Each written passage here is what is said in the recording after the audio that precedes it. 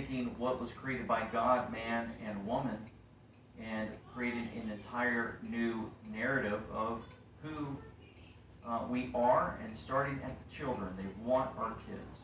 Public School Teachers Union in California.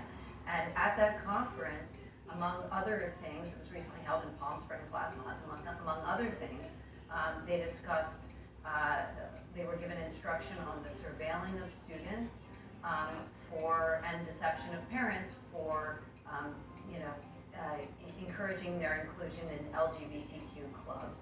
The most alarming thing to me was that they were reading and encouraging other teachers to look at children's Google searches.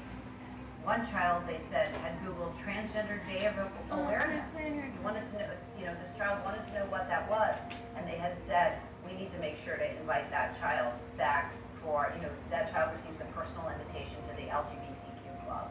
So the fact that they were targeting children for these personal invitations to their club is very concerning, and that they were coaching other teachers in the surveillance of students for this purpose is really not something we usually see. These were middle schoolers.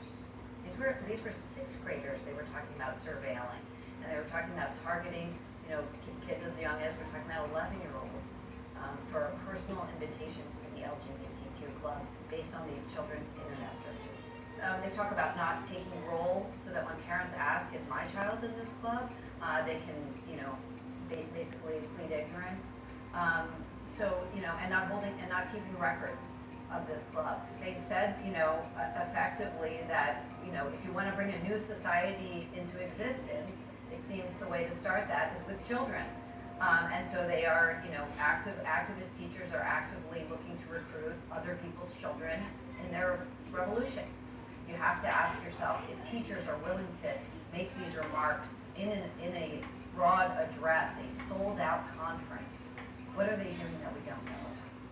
Unfortunately, there's been a lot of naivete and much of it, well-intentioned on the part of Americans. I think we, broadly, certainly support things like, a gay club that would be a safe haven for students, and in middle school or high school. But unfortunately, these spaces have been exploited by activist teachers who have done so much as direct students not to repeat anything that is said in that club. And parents really need to tell their middle school students or high school students, no teacher should ever tell you to keep a secret from your parents. Isn't that something? So we're seeing all this play out. I put in the description box below for you to watch that. There are